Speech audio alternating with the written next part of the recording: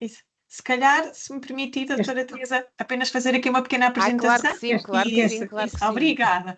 Bom, mais uma vez agradecer esta oportunidade de estar convosco, de partilha de conhecimento. Ao contrário destas sessões que vocês estão a ter esta semana nos vossos edifícios, onde nós temos propostas de live cooking e podem ver receitas saudáveis, aprender, experimentar, provar.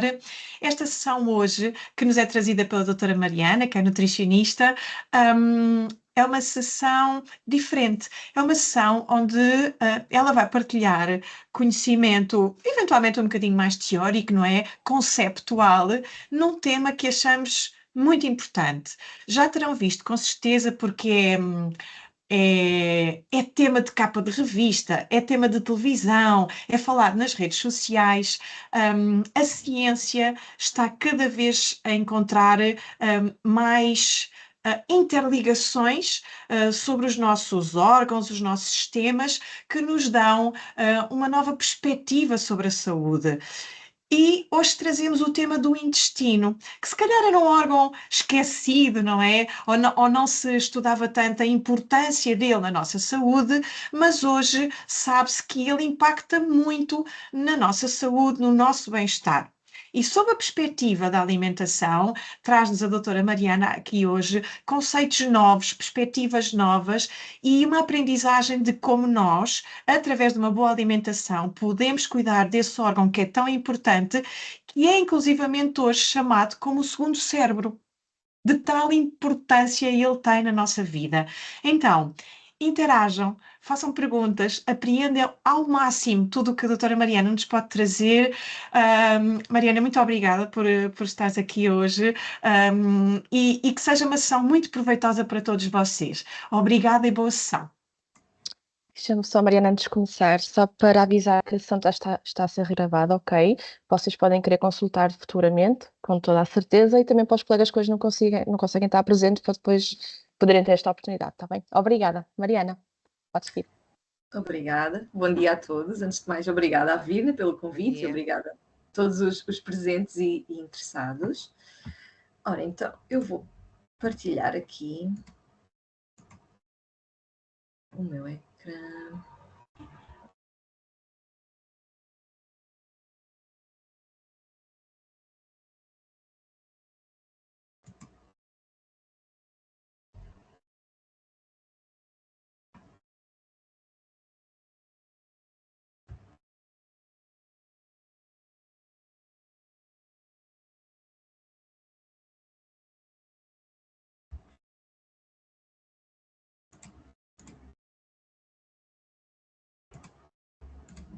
Desculpa que esteve aqui um bloqueio. Já estão a ver? Eu vou precisar que respondam com som. Porque eu não estou a ver. Ainda não. Ainda não. Não? Ainda não. Ok. Vou fazer novamente. Uhum.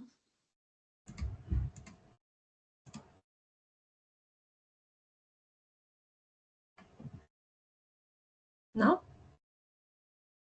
Não, mas tens licença de partilha como apresentador. Há bocado estava a ver, aliás. Sim, eu já iniciei e tinha lá a mensagem para parar a partilha. Sim, e quando venho aqui diz parar de partilhar, portanto a partida já Então, mas estou. para. Não, Podem para. estar lendo. Pode estar. Mariana, para a partilha e volta a carregar, é melhor.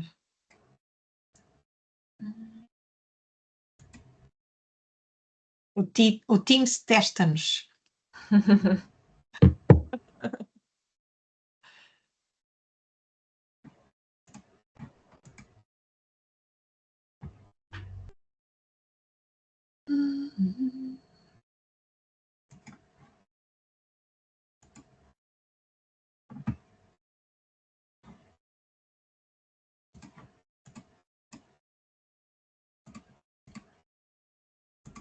Bom, se calhar vou fazer assim, não sei se estão a ver. Não vemos nada.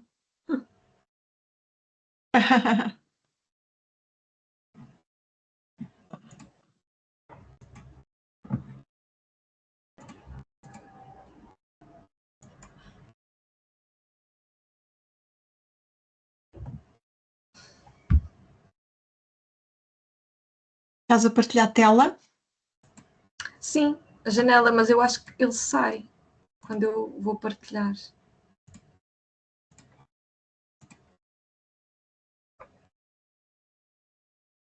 Partilha tela em vez de janela.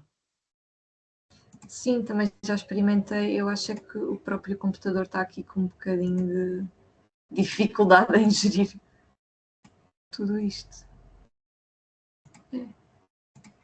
Eu tento partilhar o ecrã inteiro e ele sai Mas logo. não fizeram testes há bocadinho e deu? Fizemos, estávamos com a apresentação ativa. Já estivemos aqui com ela, mas agora saiu. É melhor sair e voltar a entrar, se calhar, a Mariana. Vou experimentar sair e voltar a entrar. Isso.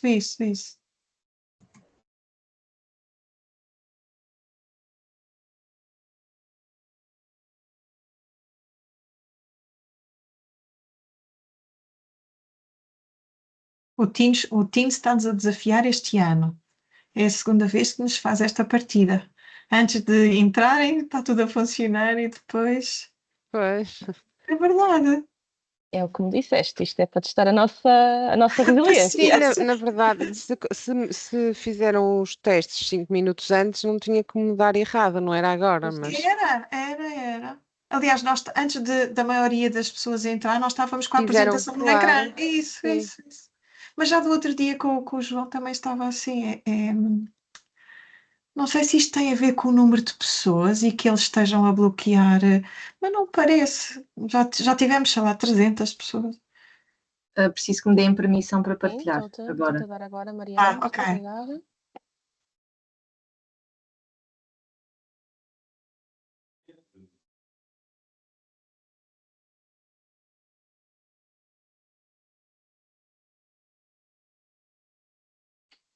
Ok, podes experimentar, por favor.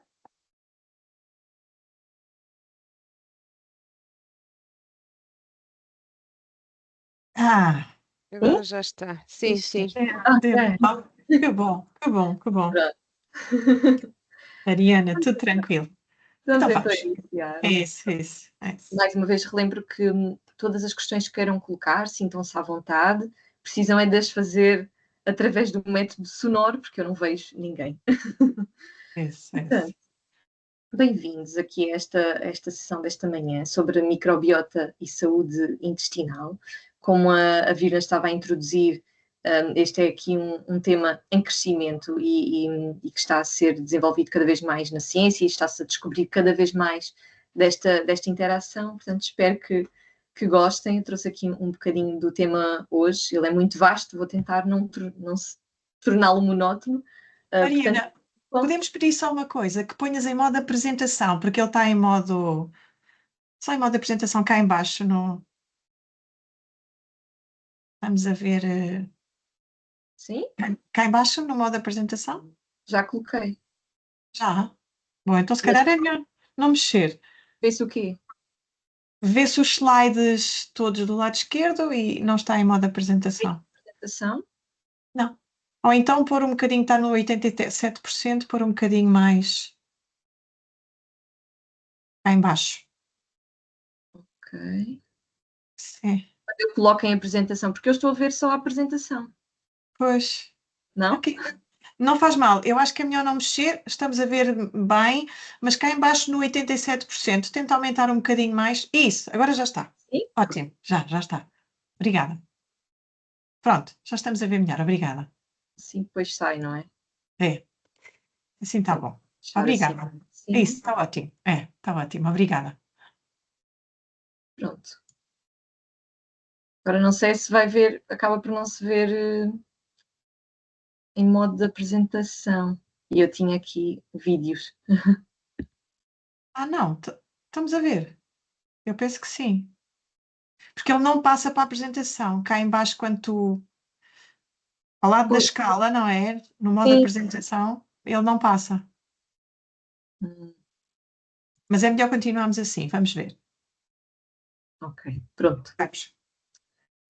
Então, no início um bocadinho sobre mim. Portanto, meu nome é Mariana, sou nutricionista já há alguns anos, sou do Algarve. portanto venho até hoje, até vocês hoje do Algarve, e tenho alguns outros interesses, fora aqui da nutrição, como a leitura, música, jogar voleibol, mais recentemente o teatro, não é? E também dar aqui caminhadas, ser ativa, estar em contacto com a natureza e estar com a minha família e amigos, ok? Portanto, só aqui saber um bocadinho mais sobre mim. E o que vamos aprender hoje? Então, gostaria aqui de começar um bocadinho sobre umas bases sobre o intestino. Vamos relembrar um bocadinho os tempos de escola e aqui relembrar um bocadinho como é que funciona o intestino. Depois, vermos aqui, então, mais especificamente a microbiota e que papel é que ela desempenha aqui na nossa saúde. E, por último, como é que podemos pôr em prática estes conhecimentos para promover aqui uma boa microbiota e uma boa saúde intestinal, que são tão importantes aqui para o nosso bem-estar do dia-a-dia. Okay? Portanto, aqui um bocadinho de anatomia sobre o intestino. Portanto, antes de mais, aqui o trato gastrointestinal é essencialmente um tubo que vai desde a boca até ao ânus e que pelo meio é composto por uma série de estruturas e também de órgãos acessórios que no total ronda cerca de 9 metros de comprimento. Portanto, é aqui um órgão muito, muito extenso e também com maior área de superfície, o órgão que tem maior área de superfície do nosso corpo. Fala-se muitas vezes da pele, não é? Mas a pele é só uma única camada e a estrutura do trato gastrointestinal está feita de uma maneira em que ela tem a maior área de superfície com a exposição de patogénios e de substâncias do exterior, contactam com as células do trato gastrointestinal, é de facto aqui o que tem maior área de superfície e também a maior número de células imunitárias. Portanto, grande parte do nosso sistema imunitário está localizado no nosso intestino. E ao longo do trato gastrointestinal serve aqui de barreira para a entrada de organismos que nos podem causar doença. Mais especificamente no intestino, o tempo de vida das células é só entre 3 a 5 dias, portanto são células que se regeneram muito rapidamente, tem aqui um chamado turnover, não é? A cada 3, 5 dias nós temos o intestino novo, entre aspas, porque as células renovam-se todas, e o trato gastrointestinal também é caracterizado por ter movimentos peristálticos. Portanto, aqui nós queremos a passagem do alimento, não é? Chegar de uma ponta à outra, portanto, viajar desde a boca até ao ânus. Isso não se dá meramente pela ação da gravidade, é preciso haver aqui mais esforço, e estes movimentos peristálticos são contrações que vão ocorrendo ao longo de todo o trato gastrointestinal para ir movimentando aquele alimento até à zona de saída. Mais especificamente, como eu estava a dizer, aqui o trato gastrointestinal tem aqui uma série de órgãos, começa na cavidade oral, depois passa para o esófago, depois a seguir vem o estômago, tem ligação com o estômago, que depois desemboca no intestino delgado, tem conexão pelo intestino grosso, até que chegamos ao reto e, por fim, ao ânus. E tem também outros órgãos acessórios e glândulas acessórias que ajudam com todas as atividades do trato gastrointestinal, como, por exemplo, o fígado, o pâncreas e a vesícula biliar. Essencialmente, a função principal aqui do trato gastrointestinal é digerir, portanto, digerir os alimentos que nós temos e transformá-los em macronutrientes, ou transformar estes macronutrientes nas suas unidades que o compõem. Macronutrientes são nutrientes grandes, estamos a falar de hidratos de carbono, proteína, gordura, mas também a absorção, tanto de fluidos como de micronutrientes e outros elementos. Micronutrientes, falamos dos que existem em pequenas quantidades e que são mais pequenos, as vitaminas, os minerais, e também os fluidos, todos os fluidos que passam através deste trato gastrointestinal. Serve também de barreira, como eu estava a dizer, tanto física como imunológica. Física no sentido em que as células do nosso trato gastrointestinal estão juntinhas e não deixam passar, em condições normais, não é? Ideais, não deixam passar os micro-organismos que nos causam doença, mas também uma barreira imunológica por todas as células de imunidade que existem ao longo do trato gastrointestinal, especialmente no intestino, e serve ainda de sinalização. Existe aqui um vasto e complexo sistema de sinalização entre o cérebro e o intestino, através da produção de substâncias que viajam pelo sangue e que chegam ao nosso cérebro e lhes vão comunicar aqui coisas, ou mesmo através de neurotransmissores, que são outras moléculas que são produzidas no intestino, que sinalizam aqui mensagens que o nosso cérebro vai ler através do nervo vago, a comunicação entre os sistemas nervosos, e esse eixo cérebro-intestino é bastante importante para regular uma série de processos aqui no nosso corpo, e como a Virna estava a dizer, e bem, nós temos quase um segundo cérebro aqui no sistema intestinal, na zona dos intestinos, é o sistema nervoso entérico, que é diferente do sistema nervoso central. Portanto, aqui o nosso intestino tem ele próprio um sistema nervoso que regula todo o processo de digestão e também comunica com o nosso sistema nervoso central. Portanto, também tem aqui uma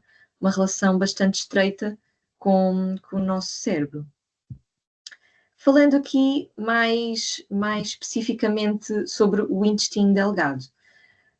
Ele é a primeira porção do intestino, a seguir ao estômago, e é aqui a maior parte. Portanto, tem cerca de 5 a 7 metros de comprimento e ele tem uma grande superfície de contacto, uma superfície de exposição, por causa das vilosidades. A sua estrutura é quase como se fosse assim em escova de dentes, portanto tem assim uns dedinhos, que são as vilosidades, e em cada uma dessas vilosidades ainda há microvilosidades. Portanto, são vilosidades das vilosidades. E tudo isso, todos esses dedinhos apanham tudo o que passa no tubo do intestino, né? E que está em contacto com as células, que são os enterócitos, que vêm ali na imagem, que são as células da parede do intestino. Portanto, estão lá essas vilosidades prontas para contactar com todos os nutrientes que estão a ser partidos e digeridos da alimentação, mas também coloca em risco para contactar com estes micro-organismos. Okay, eu vou retirar aqui agora então, para conseguirem ver o resto.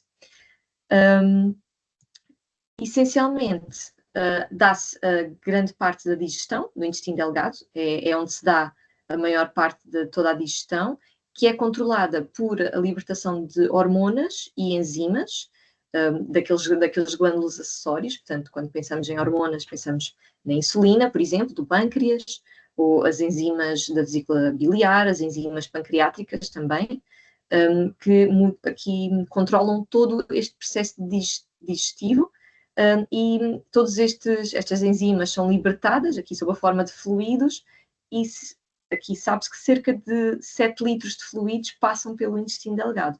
Estamos aqui a falar todos em conjunto, tanto das glândulas salivares, os sucos gástricos, pancreáticos, da vesícula biliar e também os intestinais. Portanto, no nosso intestino delgado circulam 7 litros de fluidos, muito mais do que aquela água que nós bebemos diariamente, não é?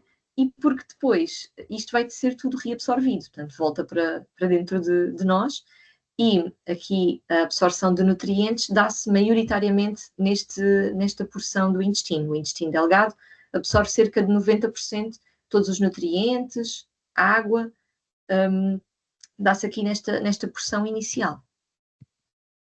Depois, passando para o intestino grosso, quando já está terminada a fase do intestino delgado, aqui um órgão mais pequeno, portanto cerca de 1,5 metro de comprimento, ainda assim bastante grande, e a sua função principal, as 3 funções principais, são reabsorver tanto água como eletrólitos, portanto daquilo que restou, que não foi absorvido no intestino delgado, passa para o intestino grosso e já vai ser essencialmente aqui um produto de excreção, que já não tem muito mais interesse para nós. Então aqui o que o nosso corpo vai fazer é retirar toda a água possível do que sobrar lá, porque a água sim, essa é essencial para a nossa sobrevivência, e os eletrólitos, falamos aqui de sais minerais, sódio, potássio, isso acontece tudo no intestino grosso. Para além disso, aqui a outra função do intestino é tanto a produção como a absorção de vitaminas. Isto aqui acontece em conjunto com as bactérias que nós temos, que já vamos falar um bocadinho, aqui a microbiota, mas essencialmente produzem-se também vitaminas e absorvem-se para o sangue, essas vitaminas. E por último, o intestino grosso serve aqui de órgão de armazenamento dos produtos de excreção e controle de quando é que esses produtos de excreção, portanto as fezes, vão ser eliminadas. E é essa aqui a grande função do intestino grosso. Portanto, falando aqui agora um bocadinho mais especificamente sobre a microbiota e a saúde. Antes de passar aqui ao próximo slide, depois vocês vão ver tudo, queria-vos perguntar o que é que vocês sabem sobre a microbiota. Já ouviram falar? Sabem o que é? O básico. É o básico.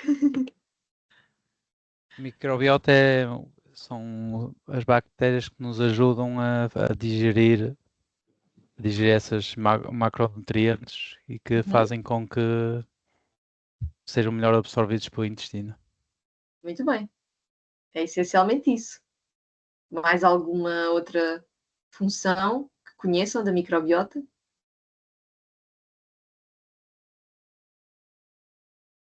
Não? Vamos aprender. Então.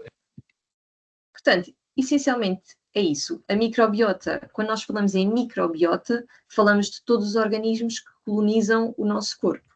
Portanto, falamos de bactérias, de vírus, de fungos, e não só que está no intestino, mas aqui existe em outras áreas do nosso corpo, porque nós temos várias microbiotas, temos muitas microbiotas diferentes. A intestinal é aquela que está mais bem estabelecida e a mais estudada, mas nós temos também microbiota na pele, no trato vaginal, no trato urinário, nos pulmões também, e todas essas microbiotas, esses micro-organismos estabelecem aqui uma relação de cooperação com o hospedeiro, que somos nós.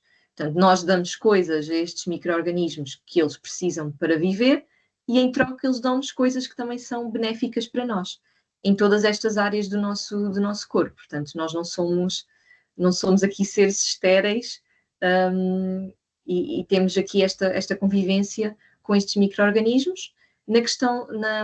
Particularmente no intestino, é tão extensa a microbiota e tão útil que dá-se mesmo o nome de um órgão funcional, ou podemos considerá-la um órgão funcional. Isto quer dizer que desempenha tantas funções úteis para nós que é quase um órgão separado. Aqui a microbiota é quase como se fosse outro órgão que nós temos, e é característica de todos nós. Todos nós temos uma microbiota diferente de outra pessoa, tão única que pode ser considerada quase como uma impressão digital. Nós temos famílias de micro-organismos que são semelhantes entre as pessoas, que se espera que sejam normais de encontrar no intestino, mas a composição exata de micro-organismos que nós temos é única para cada um de nós. Portanto, é aqui como se fosse uma impressão digital. Isto em números quer dizer que nós temos cerca de 100 trilhões de micro-organismos a viver todos os dias connosco. São mais de 1000 espécies diferentes e, em termos genéticos, são 150 vezes mais genes do que os genes humanos. Portanto, isto assim, trocado por miúdos, quer dizer que nós somos mais de 99% micróbio. Portanto, nós temos muito mais genes de micróbios, de micro-organismos no nosso corpo, do que propriamente genes humanos. Portanto, seria inesperado não pensar que isto pudesse influenciar a nossa saúde, não é? Com tantos genes estranhos, entre aspas, a circular no nosso corpo. E é óbvio que estes genes têm aqui influência muito, muito grande na nossa saúde. Mas nós não nascemos assim. Portanto, nós quando nascemos somos estéreis, não é? Quando estamos no útero da mãe não temos qualquer contacto com micro-organismos, porque aqui esperamos nós, ou pelo menos o que a ciência sabe hoje em dia, é que não existe na placenta, e a primeira colonização, o nosso primeiro contacto com estes micro-organismos dá-se no momento do nascimento, quando nós saímos e chegamos ao mundo, e é aí que se dá a primeira colonização, logo quando há o contacto com as bactérias do trato vaginal da mãe, se o parto foi vaginal, em vez de cesariana, porque isso também está aqui comprovado que causa alterações da microbiota. E depois, ao longo dos primeiros 3 a 4 anos de vida, nós vamos desenvolvendo uma microbiota residente primária. Isto quer dizer que na nossa vida, na nossa exposição, no dia a dia, estamos aqui em contacto com estes micro-organismos que vão começar a colonizar-nos e vai começar aqui a desenvolver-se este ecossistema de microbiota em nós, e depois disto, ali a partir dos 4 anos até o resto da vida, nós temos mais ou menos a nossa microbiota estabelecida, que está sempre sujeita a oscilações, por uma série de fatores que depois já vamos ver, mas apesar destas oscilações, espera-se, ou uma microbiota saudável é resiliente para voltar aqui um bocadinho ao seu status quo, não é? Aqui ao seu estado normal, e espera-se que consiga lidar com essas oscilações. Então, essencialmente, funções da microbiota, como disseram e bem, a primeira e a mais básica é a fermentação e digestão de alimentos que nós não conseguimos digerir. Portanto, essencialmente o que as bactérias fazem é digerir aqueles alimentos, aqueles restos de alimento que nós não conseguimos digerir no intestino delgado, porque as bactérias estão essencialmente no intestino grosso, ou a população, o tipo de microbiota que existe no intestino grosso é diferente do intestino delgado, e o que elas vão fazer é mesmo isso. O que nós não conseguimos digerir, partir, elas têm a capacidade de o fazer. Para além disso, elas estão envolvidas na modulação da resposta imunitária. Portanto, é aqui um papel muito importante. Desde pequenos, o nosso sistema imunitário precisa de ser treinado, não é? Nós saímos do útero da nossa mãe com um sistema imunitário muito rudimentar, muito imaturo, e é fora do útero em que se dá essa maturação do sistema imunitário. E isso acontece por contacto com estes patogénios ou estes micro-organismos que vão ensinar aqui o nosso corpo a produzir as substâncias para os contrariar. E alguns vão ser eliminados, não é? Mas depois existe esta relação aqui simbiótica com alguns destes micro-organismos que se vão manter, e isto é útil aqui para evitar que o nosso corpo também desenvolva reações imunitárias exacerbadas, como acontece o caso nas alergias ou nas doenças autoimunes. Portanto, é muito importante haver o contacto aqui com estes micro-organismos para o nosso corpo aprender a defender-se. Isto também levanta aqui algumas questões, muitas vezes, sobre os ambientes hiperhigienizados, que às vezes há uma preocupação, e deve haver, com a higiene, mas quando essa preocupação é muito elevada, isto pode ser contraproducente porque não nos faz entrar em contacto com estes micro-organismos. E tudo isso é importante para o desenvolvimento do sistema imunitário numa criança. Da mesma forma, continuando aqui esta função, a microbiota também serve de proteção contra os micro-organismos que nos causam doença, os patogénios, isto tanto por produzirem agentes antimicrobianos no nosso intestino, mas também por competirem por alimento. Portanto, aqui o alimento que chega ao intestino grosso e que vai alimentar a microbiota não chega para todos, não é? Então, se nós tivermos lá uma microbiota residente, bactérias que estão lá à espera desse alimento, que vão degradar aqueles compostos, então não vai sobrar muito para os outros micro-organismos estranhos que cheguem. E é essencialmente por competição que a microbiota também funciona como proteção contra micro-organismos que nos causam doença. E, por último, a microbiota também produz metabolitos. Portanto, quando pensamos em metabolitos, é tudo o que seja, o que eu estava a dizer, que depois tem aqui uma função mensageira, os neurotransmissores, mesmo aqui ácidos gordos de cadeia curta, que são uma substância que alimenta as próprias células do intestino, mas uma quantidade vasta aqui de substâncias que têm uma série de funções no nosso corpo, e é difícil falar delas todas. Portanto, aqui, como podem ver, num estado normal de microbiota, que nós damos o nome de eubiose. Eubiose é o nome que se dá quando a nossa microbiota está saudável, está na sua normalidade. Podem ver aqui nesta imagem que fala, entre aspas, comunica com uma série de órgãos à volta. O coração, os pulmões, os ossos, os músculos. Tem aqui tem funções com estes órgãos todos. Ali de lado, portanto, eu estava a falar dos ácidos gordos de cadeia curta, que existe a produção, mas também de antioxidantes, de vitaminas, de outros metabolitos benéficos, aumenta também a imunidade da mucosa, regula a resposta imunitária, facilita a digestão, mas também diminui o metabolismo, aqui a inflamação intestinal e também aqui algum efeito na gordura corporal, mas portanto, tem aqui muitas funções. Mais especificamente aqui para a saúde, também destaquei alguns benefícios importantes, como estávamos a falar aqui da imunidade, através do treino do sistema imunitário e das substâncias antimicrobianas, que são aqui essenciais para a nossa imunidade estar bem, mas também do peso.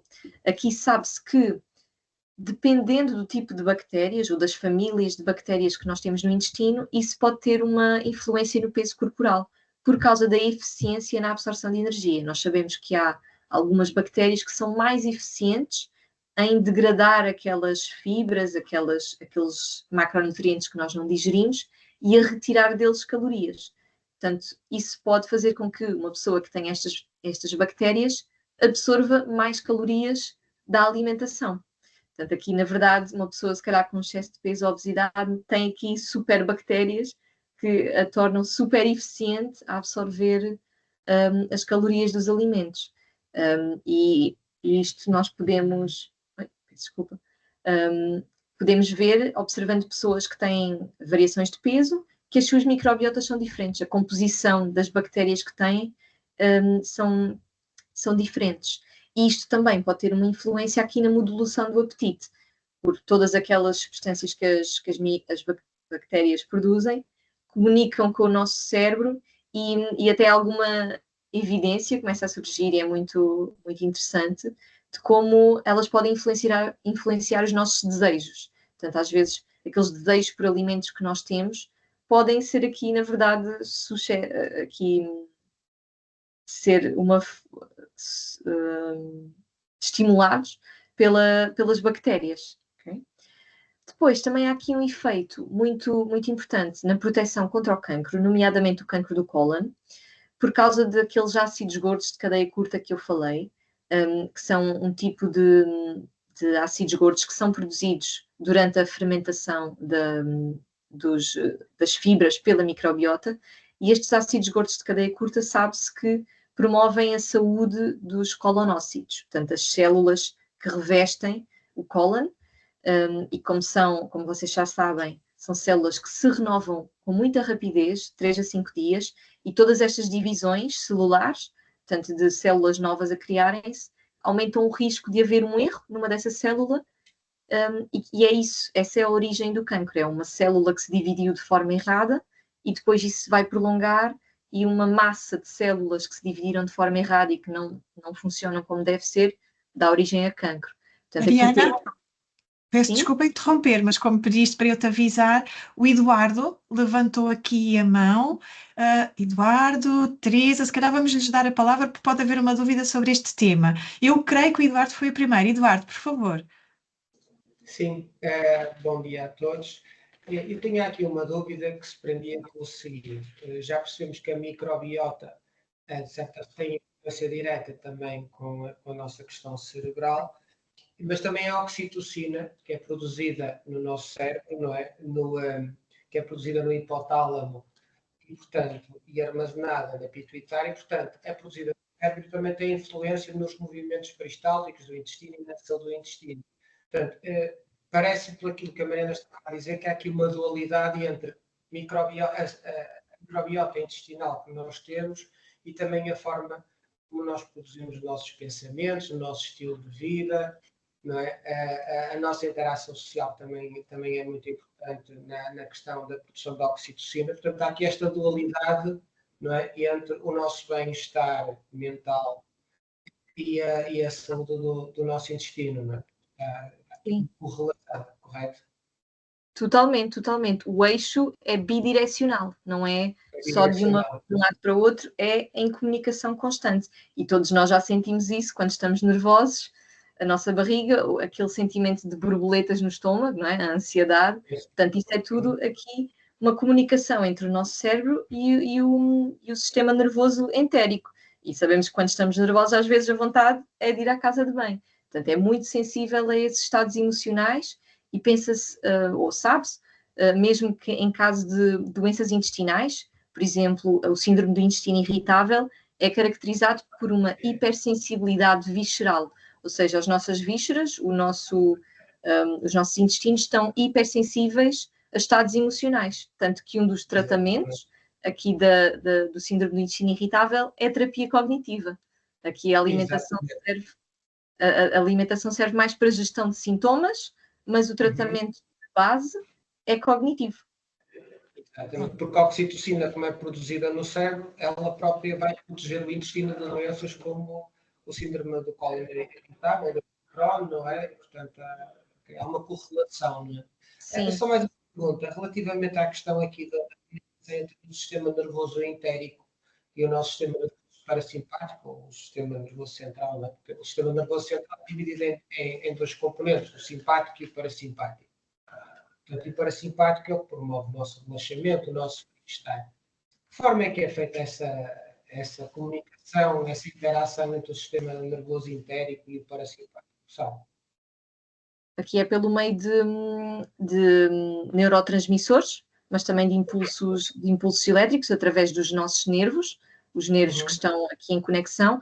A conexão entre o cérebro e o intestino é pelo nervo vago, que é um nervo muito grande que nós temos, e até aqui a estimulação desse nervo vago até já está a ser estudada ou testada para aqui tratar algumas destas questões intestinais, mas é uma série de comunicadores aqui de substâncias que é a linguagem que o nosso corpo tem, e o que nós sabemos é que as bactérias falam essa mesma linguagem. Portanto, são essas substâncias que elas produzem e que servem como as substâncias que nós próprios produzimos e que servem de comunicação entre os nossos sistemas. Portanto, elas interferem, as bactérias, em todos esses sistemas.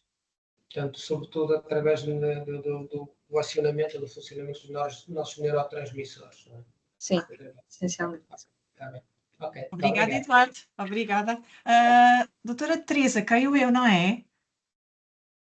Que também levantou a mão.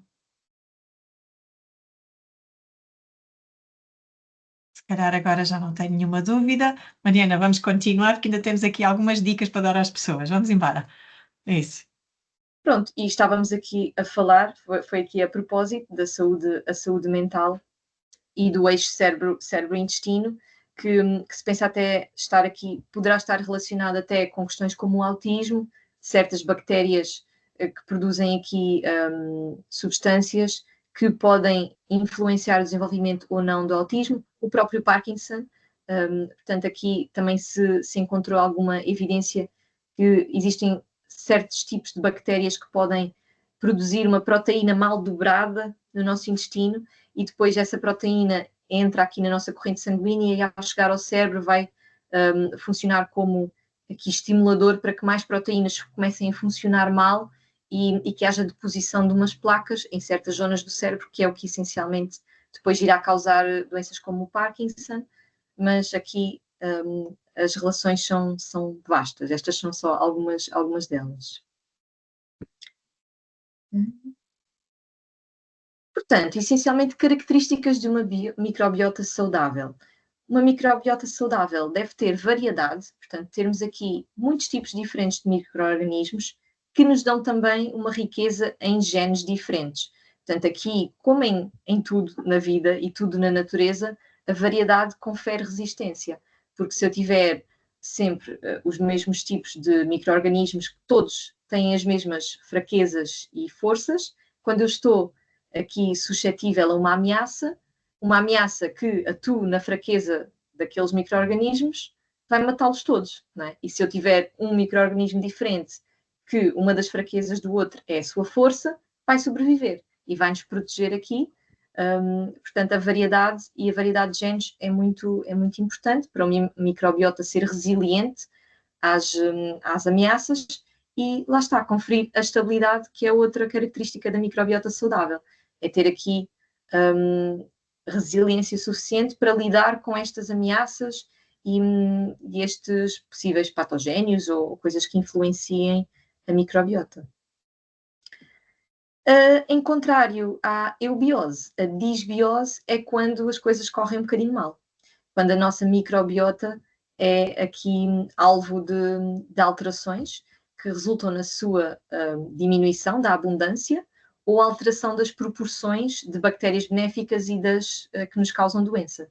Portanto, este é o nome que se dá aqui ao estado de doença, e pensa-se que um estado de disbiose, ou sabe-se, está aqui ligado a muito maior risco de desenvolver uma série de doenças, tanto cardiovasculares como intestinais, do fígado, dos rins, portanto, como eu estava a dizer, o próprio Parkinson ou outras doenças aqui do cérebro, a diabetes, doenças respiratórias, cancro, portanto, aqui muita influência com uma série de doenças, portanto, é muito importante cuidar da nossa microbiota. Portanto, aqui eu mostro através aqui estes nomes aqui das bactérias, podem ver que em praticamente todos os órgãos podem influenciar aqui o desenvolvimento de doença. Portanto, temos que tomar conta da nossa microbiota. E que fatores é que podem influenciar aqui a nossa microbiota? Existem os que nós não conseguimos mudar e os que conseguimos mudar. Os que não conseguimos mudar são essencialmente o tempo de gestação que tivemos enquanto bebés, o tipo de parto, como eu estava a dizer, partos vaginais e partos por cesariana dão aqui um perfil de microbiota diferente, porque quando o parto é vaginal, o primeiro contacto é com a microbiota vaginal da mãe, portanto, e a microbiota é genética, passa-se de pais para filhos, pelo menos numa fase inicial, e pensa-se que é mais vantajosa quando o tipo de parto é vaginal do que quando é por cesariana, em que a primeira microbiota a colonizar é aquela que existe no ambiente e não aquela que estava no corpo da mãe. A genética também é um fator que influencia a própria microbiota, a zona anatómica do intestino, como eu estava a dizer, diferentes zonas têm microbiotas diferentes, e a própria idade. Portanto, ao longo da idade vão mudando aqui o tipo de micro-organismos que nós temos a popular. Aqueles sim que nós podemos modificar são o tipo de alimentação que tivemos em bebê, nós não conseguimos, mas os pais conseguem. O aleitamento materno confere uma microbiota mais vantajosa, porque tem um tipo de fibras que alimenta aquelas bactérias do intestino do bebê que o leite artificial não tem. Portanto, aqui é mais vantajoso o aleitamento materno. Também o ambiente e estilo de vida modificam a nossa microbiota, a quantidade de stress que nós temos, o próprio ambiente ser muito higienizado ou não. Sabe-se que o nosso sistema imunitário é mais resiliente quando nós somos criados ao ar livre, que estamos em contacto com muitas substâncias diferentes, mas também os medicamentos, particularmente os antibióticos, porque os antibióticos matam bactérias, não é? E não matam só as más, matam todas. Portanto, aqui a toma de antibióticos é um dos fatores que causa a eliminação completa da microbiota, porque vão matar todas essas bactérias que também nos são benéficas. Por isso é que muitas vezes há diarreia, ou um dos efeitos secundários muito comuns dos antibióticos são as diarreias. E depois, acima de tudo, hábitos alimentares. Portanto, os hábitos alimentares alteram aqui também a nossa microbiota, e é sobre eles que vamos falar um bocadinho mais. Essencialmente, aqui o que modifica a microbiota são os hidratos de carbono, porque são aquelas fibras que nós não conseguimos digerir, essencialmente aquelas fibras da parede vegetal, da parede celular, das células vegetais, portanto, do que seja fibras, é o que nós não vamos conseguir digerir e o que vai chegar ao intestino grosso para as bactérias acabarem de digerir, e muito também a quantidade de alimentos de origem animal versus de origem vegetal que nós temos na nossa alimentação.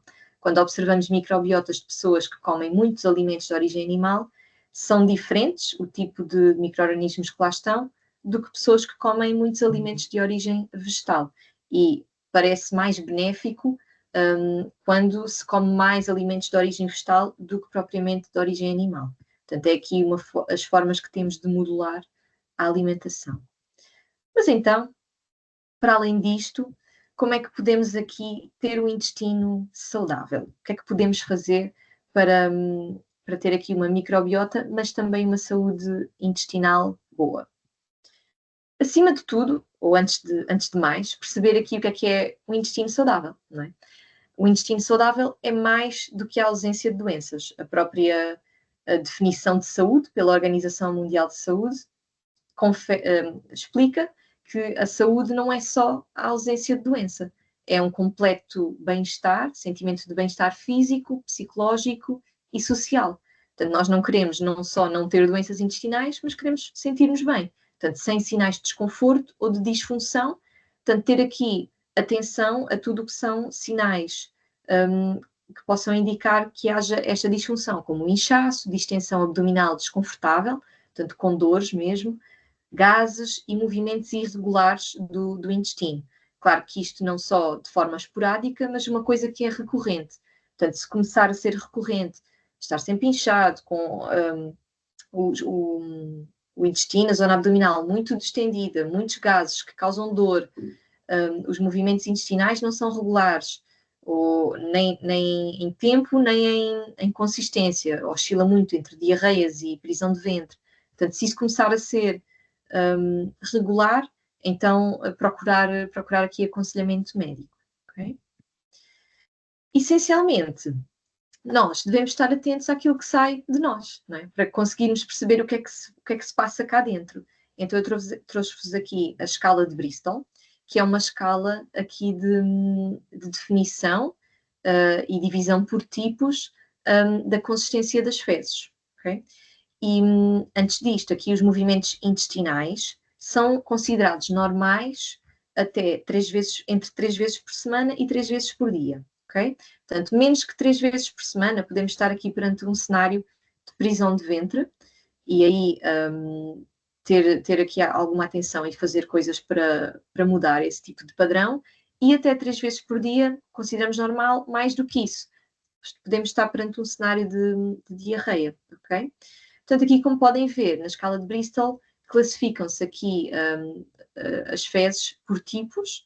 O ideal é nós procurarmos ter fezes moldadas, portanto, aqui nos tipos 3 e 4. Os tipos acima do 3, portanto, 1 e 2, que são aqui muito duros e fragmentados, são indicadores de prisão de ventre, que está a haver aqui algum fator que está a causar muita absorção de água e que as fezes estão a ficar muito, muito duras, portanto, não estão formadas, moldadas, não estão macias, portanto, estão aqui muito separadas e duras. Depois, dos outros tipos, a partir do 5, 6, 7, estamos perante cenários de diarreia em que existe muita água acumulada nas fezes, portanto, aí também terem atenção. Isto pode acontecer, e de certeza que já todos passamos por isso, de forma pontual, quando existe algum micro-organismo que atacou a nossa parede intestinal, mas o ideal é que isto não seja regular, não é? E para além disso, também estar atentos à cor. A cor também é muito importante, principalmente se nós virmos sinais de sangue.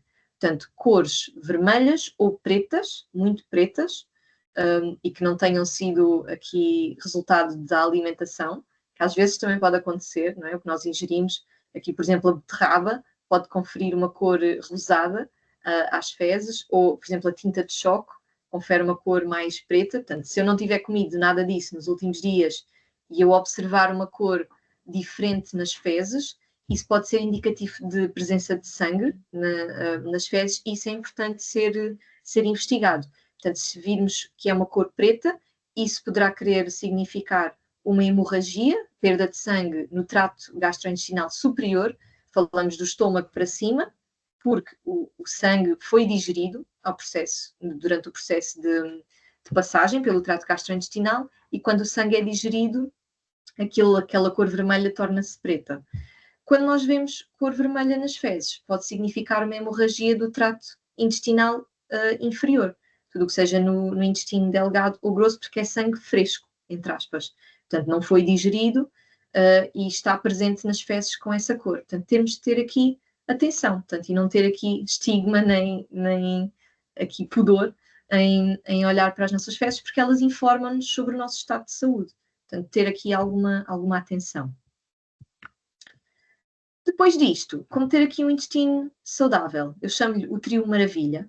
O trio maravilha do intestino saudável é fibra, água e movimento. Portanto, nós queremos ingerir aqui uma quantidade de fibra na nossa alimentação suficiente para ter movimentos intestinais regulares e com fezes bem moldadas. Isto passa por ingerir mais ou menos entre 21 a 35 gramas de fibra por dia ou 14 gramas por 1000 calorias, por cada 1000 calorias. Se eu sou uma pessoa que come 2000 calorias por dia, então eu devo ingerir 28 gramas de proteína, de fibra, perdão. Depois, água. Nós usamos aqui um fator por quilograma de peso, porque é mais personalizado, entre 30 a 35 mililitros por cada quilograma de peso corporal que eu tenho. E depois o movimento. Ter aqui pelo menos 150 minutos de intensidade, de movimento de intensidade moderada por semana, ok? Mais especificamente, fibra. A fibra não é mais do que o que eu estava a dizer, a parede das células vegetais, portanto está essencialmente presente em alimentos de origem vegetal. Falamos aqui de hortofrutícolas, de cereais, de leguminosas, de frutos secos, de sementes. Estes são a maior fonte de fibra da nossa alimentação. E aqui a recomendação da Organização Mundial de Saúde é atingir pelo menos os 400 gramas de hortofrutícolas por dia. De preferência manter a casca, porque é aí que está a maior parte dessa fibra. Na questão dos cereais, escolher o integral, mais uma vez, porque os cereais integrais preservam a casca de fora que o cereal tem, e que é isso que é retirado quando o cereal é processado e é refinado. Isso, obviamente, vai conferir também mais fibra, mas também não esquecer as leguminosas, que muitas vezes são aqui um alimento muito, muito esquecido no nosso dia-a-dia e, na verdade, elas deviam estar presentes todos os dias, se lembrarem da roda dos alimentos. As leguminosas são um grupo da roda dos alimentos, o que significa que deveriam estar todos os dias na nossa alimentação e são aqui muitas vezes um alimento esquecido. Depois disso, cuidado com os laxantes. Aqui em situações de prisão de ventre mais agudas pode ser necessário recorrer aos laxantes. Não tem problema desde que isso não se torne um hábito, porque há certos laxantes que são viciantes, que se tornam aqui, causam habituação do intestino e isso pode prolongar o problema. Não é? Se eu muitas vezes tomar laxantes, isso pode fazer com que o meu intestino deixe de saber funcionar sozinho e que requeira aqueles laxantes para continuar a funcionar.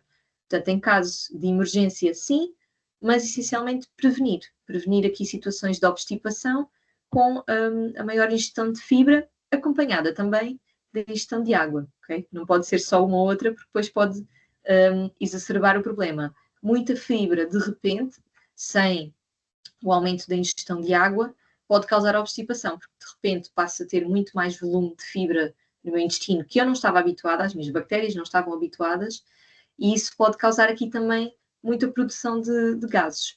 Portanto, se tradicionalmente comem pouca fibra ainda, vão aumentando gradualmente, não aumentem de repente, porque isso pode depois causar sintomas como os gases, a distensão abdominal. Tem aqui uma fase de adaptação, ok? Então, aqui um exemplo de um dia alimentar. Okay? Portanto, eu fiz aqui um dia alimentar para nós vermos, então, será que é fácil, difícil conseguir atingir esta fibra?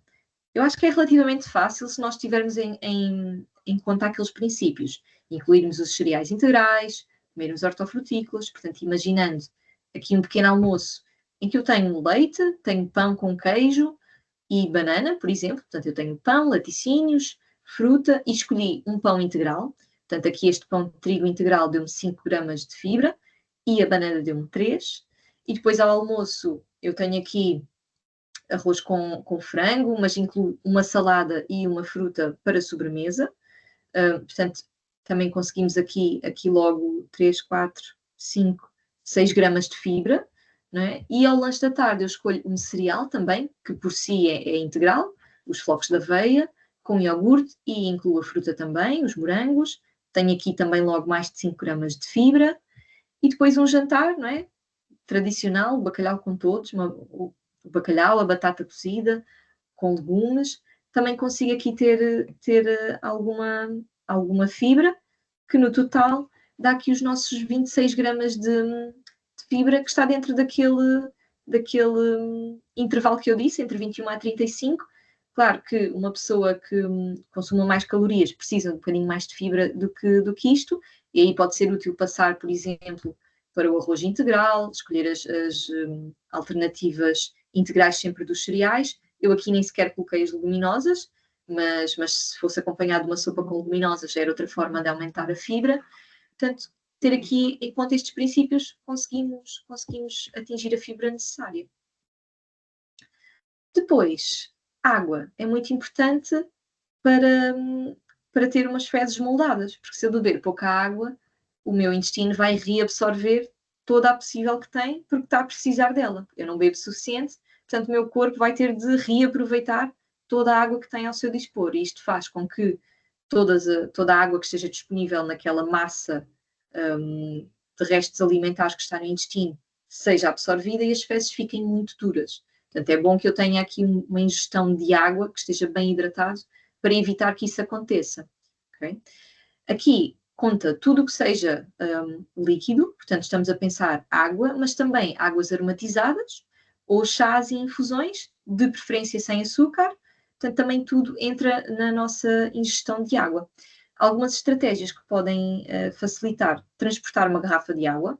Às vezes, se eu tiver uma garrafa de 1,5 litro, tenho aquele lembrete visual. Portanto, eu já sei ao longo do dia quanto é que bebi, quanto é que me falta, se estou perto de acabar aquele 1,5 litro, pode ajudar. E eu ter sempre a garrafa visível, lembro-me, tenho de beber água. E pego nela e vou bebendo, em vez de a garrafa estar longe de mim e eu ter de levantar, coloco uma barreira entre mim e ir beber água. Portanto, ter a garrafa de água connosco. Se não resultar, colocar lembretes, porque não? Aqui alarmes de vez em quando, de hora a hora, 2 em 2 horas, de beber água, se tiver de ser assim, se estiver difícil para mim. Ou então também aqui investir em alimentos que tenham mais água, como o leite, a sopa, certos hortofrutícolas, a maior parte deles têm bastante água, mas agora muito no verão também vem o melão, a melancia, que são tudo frutas que têm bastante água. O pepino é um hortícola que tem bastante água.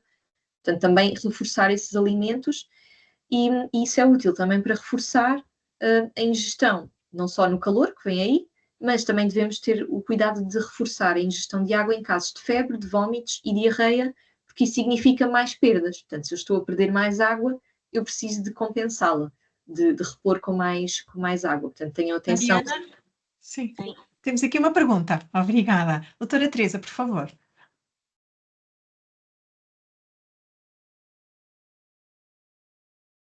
Oi? Há uma mão no ar. Conseguem-me ouvir? Conseguimos. Sim, ainda era dos slides anteriores, que quando uma pessoa não tem a possibilidade de, ou seja, que o médico diz que não deve beber leite nem derivados, o que é que deve fazer naquele slide que apresentou como uma proposta de isso? Este? Portanto, onde não pode ter o leite, o queijo, aí a laranja, por causa... Muda de médico. Por indicação médica, não é? Precisamente ou por situações a nível do esófago, em termos das laranjas e dos citrinos, e depois a parte do leite e dos derivados, o que é que deve fazer aqui? Que proposta é que apresenta aqui? Porque isto tem aqui muita parte de, né, o leite, o leite e onde é que está? Os iogurtes. Sim. Derivados. Não tem problema. Aqui eu não expliquei, mas eu coloquei a negrito os alimentos que têm aquela fibra que está ali. E se virem o leite e o queijo, não têm... o resto é... Querem fibra, não. Portanto, o que interessa é a parte que está a bolo. O resto é só meramente uma... Sim, porque é essencialmente alimentos de origem vegetal. Portanto, aqui quando falamos do leite e queijo, laticínios, eles não são uma fonte de fibra. Não entra, foi só mesmo para fazer um pequeno almoço. Sim, era para mostrar um dia alimentar. Ok, muito bem, muito obrigada. Não contribuem. Obrigada.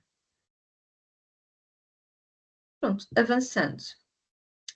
Na questão da água, como temos à semelhança da escala de Bristol, nós também temos uma escala de cor da urina, porque a cor da urina é o nosso melhor indicador pessoal, personalizado, do estado de hidratação. A recomendação é de 30 a 35 mililitros, mas isso varia muito consoante o dia. Os nossos dias não são todos iguais, a temperatura ambiente não é toda igual. Uns dias eu faço exercício e suo, perco mais água, outros dias não. Portanto, aqui a cor da urina é a melhor forma de nós sabermos se estamos de facto bem hidratados ou não. E o objetivo é ter aqui as cores dos 3 primeiros números, portanto 1, 2 e 3, são aqui cores de urina que indicam que estamos bem hidratados. É normal de manhã, quando acordamos, ter cores mais escuras, porque passamos a noite inteira sem beber água, mas é expectável que ao longo do dia se aproxime mais daquelas cores superiores. Portanto, também, quando vão à casa de banho, olhar a cor da urina, se estiver mais escura, então sabemos que temos de reforçar a água naquele dia. Okay? Trouxe aqui também uma sugestão de águas aromatizadas, que podem facilitar aqui beber água, quando beber água simples é difícil. Portanto, essencialmente... Olá, sou o Pedro. Quer saber quanto vale o seu carro? Vá, compramos o seu carro. Conseguem ver, ouvir? Agora sim. Acho que sim. Sim. Podes pôr.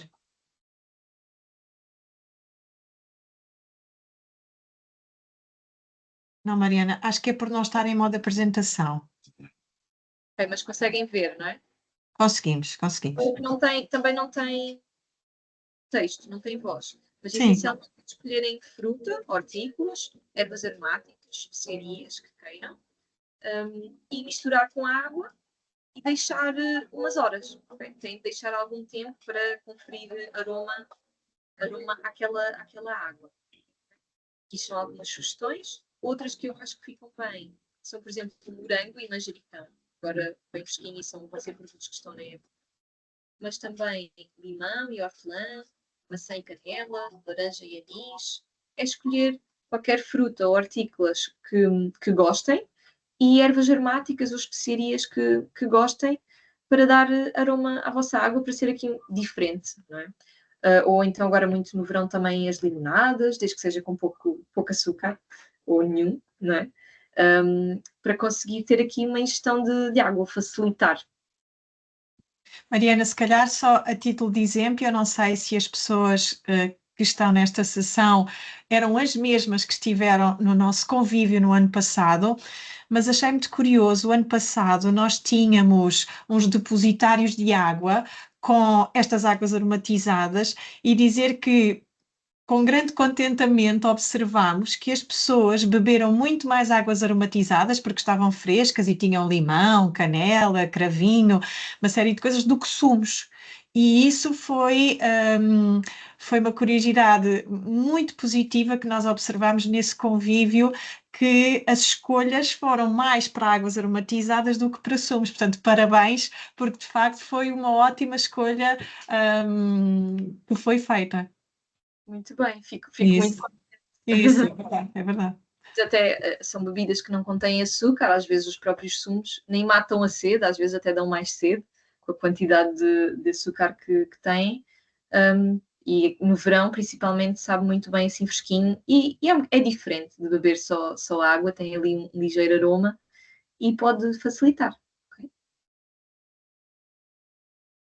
Depois, movimento. Essencialmente, reduzir tudo o que seja tempo sedentário. Nós hoje em dia temos muito trabalhos de secretária, não é? Mas procurar ter pausas ativas a cada hora. Portanto, de hora a hora levantar, mexer um bocadinho, evitar ao máximo muito tempo passado sentado, ter sempre essas quebras de movimento. E depois, fora disso, procurar ter aqui entre 150 a 300 minutos de atividade de intensidade moderada por semana. Portanto, imaginem aqui 150, se eu dividir por 5, dá 30. Portanto, aqui pode significar uma caminhada de intensidade moderada de 30 minutos, 5 vezes por semana, por exemplo. E o que é intensidade moderada? A intensidade moderada é uma intensidade em que eu consigo falar ainda consigo dizer frases completas, mas já estou ofegante, não estou no mesmo padrão respiratório que se estivesse sentado, mas ainda consigo manter uma conversa enquanto faço a atividade moderada. A atividade de intensidade vigorosa é uma intensidade em que eu já não consigo dizer frases completas, portanto já é aqui um esforço maior e também posso fazer esse tipo de atividade em vez de intensidade moderada, e aí é menos tempo, não é? Por porque é uma intensidade superior de 75 a 150 minutos. Portanto, procurar ter aqui este tipo de atividade e ainda aqui compensar não, mas reforçar com treino muscular 2 vezes por semana.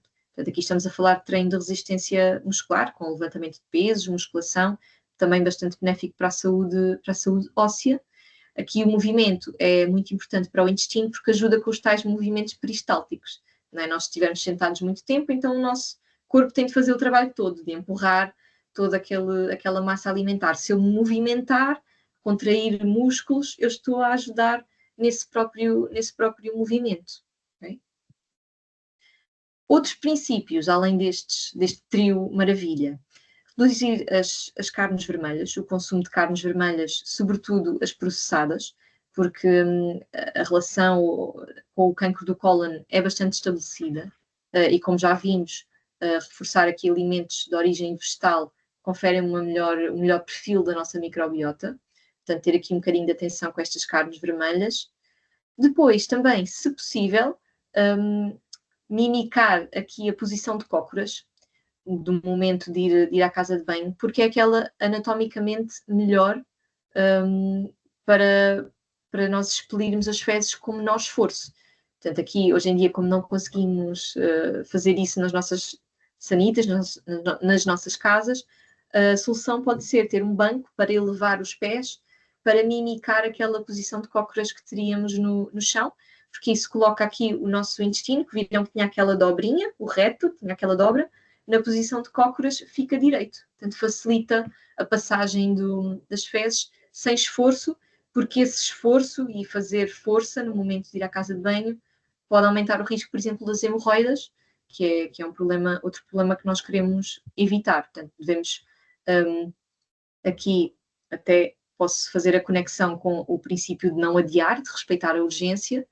Portanto, quando tivermos vontade, ir à casa de banho, dentro do possível, porque isso também vai aqui minimizar que nós tenhamos de nos esforçar, de fazer força, não é? Quando nós estamos a sentir aquela urgência de ir à casa de banho, então eu chego e até é mais fácil, eu nem tenho de me esforçar, porque o meu próprio corpo já decidiu que estava na hora de expelir aqueles resíduos, e depois se eu constantemente adiar essa vontade que tenho, os esfíncteres, que são os anéis de músculo que controlam quando é que as fezes vão sair ou não, podem perder a sensibilidade. Portanto, ficam dessensitizadas àquele estímulo cerebral que receberam de ir à casa de banho, porque nós nunca o respeitamos. Sempre que eu tenho o sinal, eu não o respeito, então o meu cérebro pode eventualmente deixar de mandar esse sinal, ou os próprios esfíncteres não funcionarem dessa maneira que devem funcionar. Portanto, na medida do possível, tentar sempre respeitar a urgência. E isso é facilitado por uma rotina. Mantendo aqui os nossos hábitos alimentares e horários, conseguimos aqui ao máximo fazer com que o nosso corpo tenha ali uma hora estipulada ou uma hora segura em que sabe que pode mandar aquele sinal de ir à casa de banho que nós vamos respeitar. Portanto, conseguir ter aqui uma rotina e sempre disponibilidade à mesma hora para ir à casa de banho ajuda aqui a ter um trânsito intestinal mais regular. E depois também evitar roupas apertadas na zona abdominal, que podem dificultar aqui a digestão, a própria digestão, mas também dar aqui mais aquela sensação de inchaço e de distensão abdominal e de desconforto. Ainda falar um bocadinho aqui de alguns componentes alimentares que de certo já ouviram falar, os probióticos. Então, o que é que são isto dos probióticos? Os probióticos não são mais do que os próprios micro-organismos vivos, que, quando são administrados aqui em quantidades adequadas, nos dão um benefício de saúde. Portanto, aqui estamos a pensar em bactérias mesmo, que estão presentes em alimentos, mas que são bactérias boas, não é?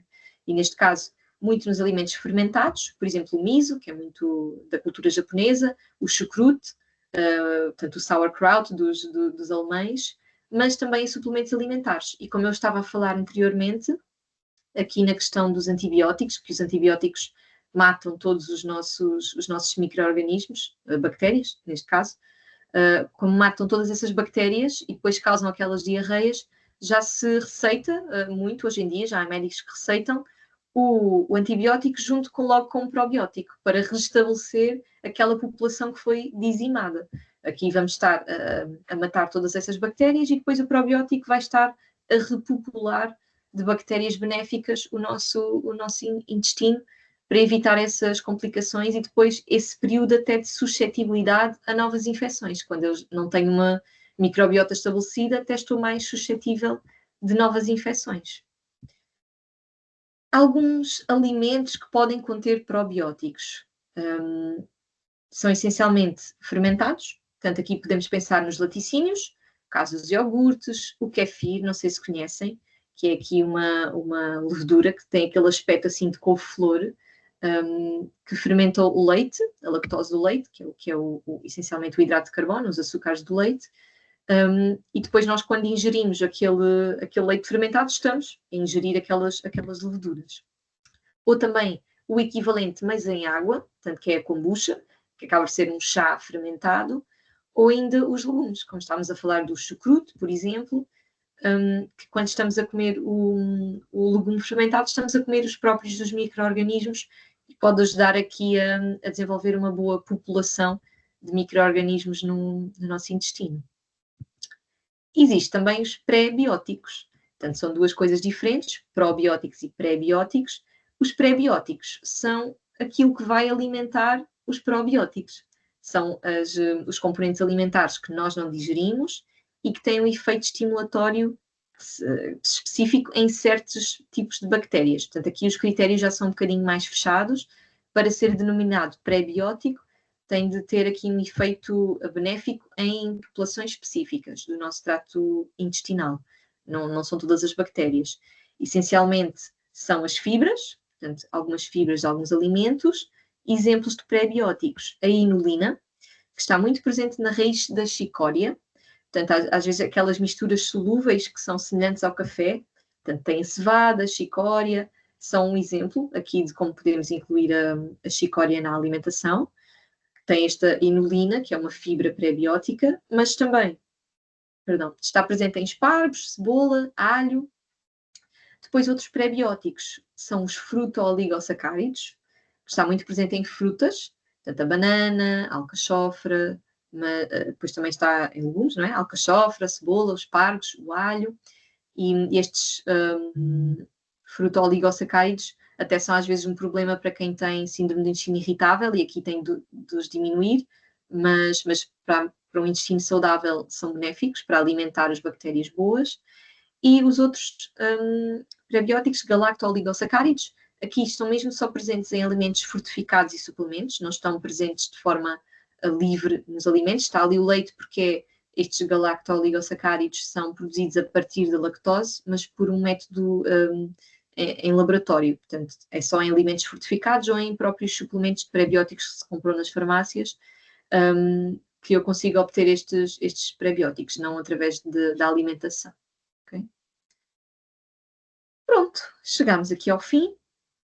Pode ter sido muita informação. Essencialmente o que eu gostava que levassem para casa é que a microbiota é muito importante para a saúde, tem aqui um papel vasto em muitas áreas da nossa saúde e que estamos cada vez a saber mais sobre ela, e que a alimentação, principalmente de base vegetal, é o que melhora aqui a composição da nossa microbiota. Portanto, termos alimentos de origem vegetal ricos em fibra melhora a composição ou o tipo de bactérias que nós temos na nossa microbiota. E, para além disso, o nosso estilo de vida é muito importante para a saúde intestinal. Portanto, e aqui, se não se lembrarem de mais nada, então lembrem-se do trio maravilha do intestino: fibra, água e movimento, para conseguir ter aqui um intestino feliz e saudável. E pronto, feliz é a palavra certa, porque sabemos que tendo aqui uma microbiota intestinal boa, então a nossa probabilidade de termos uma saúde mental boa também é maior, e que a própria alimentação tem um efeito nos outros componentes de saúde que nos conferem bem-estar, e o próprio movimento, que também sabemos que é muito importante para a libertação de substâncias do bem-estar e sermos mais saudáveis e felizes. Okay? Mariana, fantástico, muito obrigada. Temos aqui duas pessoas a querer a palavra. Nuno, por favor. Bom dia, Mariana. Parabéns pela apresentação. Bom dia, Muito bem obrigada. resumida. Não é um tema fácil. Não. E a minha questão era, para ver se me podias ajudar a ver os prós e os contras destes 4 produtos, que é o kefir, estavas a falar, já falaste, o iogurte grego, dos skirs e aquela marca do Alpro de soja vegetal. Uhum. Quais são os benefícios, os malefícios disto? Se é mais focado para, por exemplo, os gregos e os skirs, como têm mais proteína, mais gente que tem uma atividade física regular, a ver se me podias ajudar nas diferenças que existem entre estes 4. Ou o kefir é só mesmo para ajudar intestinalmente, ou também tem uma base de proteína boa. Uhum. Queria perceber destes todos, quais são o mais focado, se é mais para atletas, se é mais para gente normal. Pois eu ia Agora está perguntar. muito na moda, a proteína faz bem, toda a gente tem que comer Claro, proteína. até porque os atletas são anormais. Não, mas o problema é que agora toda a gente pensa que eu vou comer proteína, faz bem, mas se depois não tiver um estilo de vida ativo, só vai engordar e só vai fazer mal. E é por isso que eu queria saber destes 4 que eu enumerei, a sua opinião sobre eles. Pois eu ia perguntar os prós e contras em que sentido, porque podemos analisar por muitos prismas diferentes, não é? Aí a questão do Para quem kefir. tem uma vida, eu vou dizer no meu caso, para quem tem uma vida ativa a nível de exercício. Pronto, é assim, quem faz atividade física estruturada, portanto, levantamento de pesos, musculação, Certo, e isso. que pretende aqui um aumento de massa muscular, o reforço da proteína vai ajudar, ok? Até certo ponto. Portanto, eu tenho muitas pessoas em consulta que me chegam a comer quantidades de proteína absurdas, não é? E esses tipos de alimentos servem um bocadinho de reforço quando os alimentos tradicionais proteicos não chegam, carne, peixe, ovos, quando nós não temos uma alimentação muito rica nesses alimentos, e pode ser útil, através dos laticínios, ter um reforço proteico. Aqui estou a falar dos iogurtes proteicos, o skyr. Eu, por exemplo, posso dar o meu exemplo. Eu sou alguém que não sempre tive o hábito de não jantar um prato completo. Portanto, é sopa e qualquer coisa. Então, para mim, faz-me sentido ter num dos lanches um reforço de um iogurte mais proteico, porque vai compensar talvez aquela carne e peixe que eu não como ao jantar. Alguém que faz, por exemplo, 2 refeições por dia, almoço e jantar com carne ou peixe ou ovos, ao pequeno almoço ou um lanche com outras fontes de proteína como fiambre, queijo, ou outros laticínios, e que ao longo do dia atinge as suas necessidades de proteína, não precisa de estar a fazer, se calhar, os pudins proteicos ou os iogurtes proteicos, porque lá está, depois também, se for a mais, não é? Espetados. Não interessa de onde é que vêm, vão ser armazenadas como gordura, claro. não é? E para já não falar que muitas vezes os pudins proteicos e esses outros iogurtes acabam por ter aditivos, e eu nem falei aqui, mas por exemplo a carragenina, que é um aditivo que está nesses pudins, pode ser aqui um disruptor da microbiota intestinal, e alguns edulcorantes artificiais, portanto adoçantes, também podem ser disruptores da microbiota intestinal. Até há pessoas que comem os pudins ou os iogurtes e não se sentem muito bem a nível intestinal. Pode ser disso, pode ser desses adoçantes artificiais. O iogurte grego e o kefir, se forem naturais, portanto não têm aqui adoçantes adicionados, a partir dos ingredientes são só leite, fermentos lácteos e pouco mais, parecem boas opções. Aí o cuidado, procurar os magros. O iogurte grego, se for um iogurte dito normal, acaba por ter bastante gordura adicionada, porque adicionam-lhes natas para ficar com aquela consistência mais grossa, então acaba por ser um laticínio que depois tem mais gordura saturada, ok? Portanto, prós e contras acabam por ser assim, preferir os laticínios magros, se fizer sentido, dependendo do meu estilo de vida e da minha alimentação no geral, então os iogurtes proteicos, aí há skyrs naturais, que têm uma consistência parecida ao do iogurte grego, são assim também mais espessos e que não têm os aditivos dos iogurtes proteicos e dos pudins proteicos, podem ser uma opção. E pronto, acho que... Obrigada, Obrigado. Fiquei muito elucidado, obrigado. Bom dia, faltou os de Alpro de soja. Que eu não percebi, peço desculpa. Os Bom dia. Dalpro, os novos Dalpro de soja que agora está. Existe Sim. aqueles de coco Uhum. e. Não, e mesmo os de soja, o natural, Sim, os da Alpro. parecem boas opções, tem um bocadinho mais de aditivos, mas há variantes sem açúcar adicionado, portanto, alguém que não consiga digerir ou que tenha aquelas sensibilidades aos laticínios de vaca, portanto, pode trocar pelos de soja. Não vejo problema. Também existe Diga, Manuel. as bebidas de soja da Alpro que sem açúcar adicionado, o que lhe parece? Sim, essas são sempre as melhores. Portanto, bebida vegetal sem açúcar adicionado, Sim. são as melhores bebidas para substituir aqui o leite, neste caso.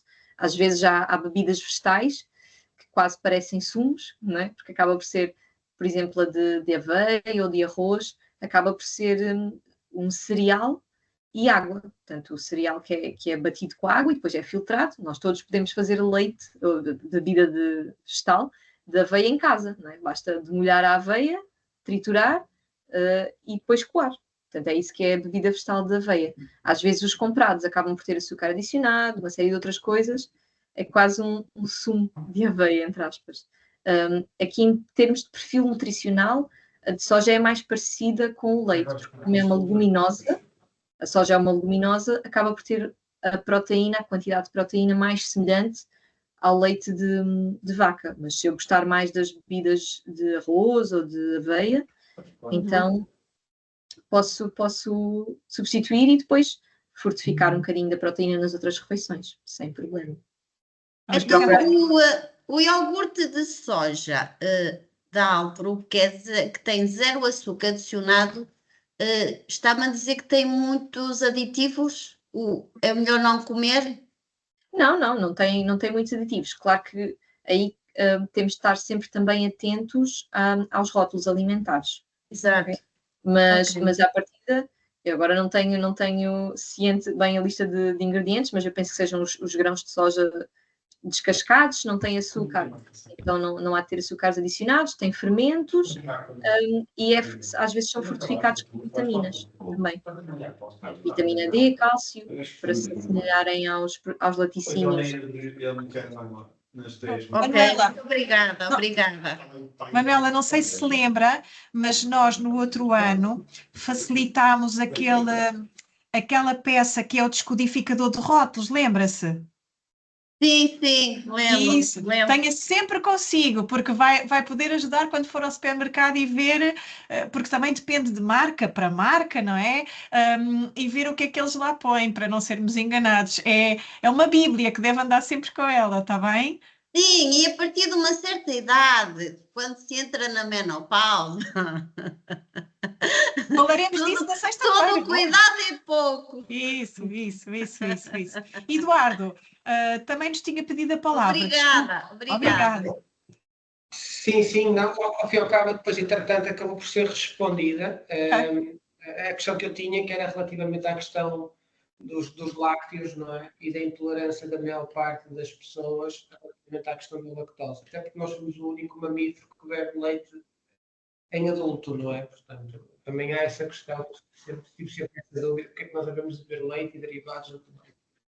Portanto, há muita gente que é intolerante à lactose e portanto, a substituição por bebidas, enfim, de base vegetal é sempre melhor, fácil e funciona bem. Não quer dizer que funcione com as outras pessoas, mas aquilo que eu vou percebendo é que a tendência é cada vez mais essa. Portanto, era essa a minha questão. Dou os parabéns à Mariana pela apresentação e de forma muito objetiva e sintetizada o que me fez. Está bem? E obrigado pela oportunidade. Obrigado. Boa. Obrigada. Boa.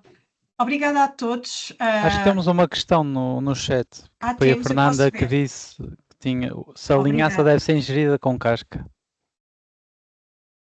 Mariana, a linhaça deve ser ingerida com casca? Idealmente triturada, porque a casca é muito resistente e pode sair inteira. Como entrou, assim sai. Portanto, idealmente a linhaça deve ser triturada de preferência na hora, porque como tem aqui ácidos gordos, por exemplo, de ômega 3, é muito suscetível a ficar rançoso. Se nós comprarmos uma linhaça já moída, nós não sabemos já quanto tempo foi moída, e essas gorduras são sensíveis ao oxigênio, portanto já vai ter um teor de gorduras saudáveis muito mais diminuído, e corremos o risco de já não ser uma gordura de boa qualidade, já estar estragada. Idealmente, triturarmos em casa as sementes e sim, de serem trituradas, porque às vezes mesmo no processo de mastigação há sementes que escapam, nós não conseguimos mastigar cada uma e passam inteiras. Obrigada. Bom, já passámos aqui um bocadinho o nosso tempo, mas Mariana, excepcional, falámos aqui numa série de coisas importantes, não só percebermos como é que tudo isto funciona e depois muito importante percebermos o que é que nós não conseguimos mudar, pelo menos enquanto vida adulta, mas também para quem tem filhos e tudo mais, perceber aqui algumas coisas que já podem proteger os vossos filhos, não é? O que é muito importante e transmitir este conhecimento também aos nossos amigos e familiares e depois sim, onde nós podemos mudar e fazer acontecer. Por isso, ficar uma série de dicas. Obrigada, Mariana, foi excepcional. E a todos, muito obrigada. Esperamos que tenha sido muito útil para vocês. Obrigada e até à próxima. Obrigado. Obrigado, nós. Obrigada.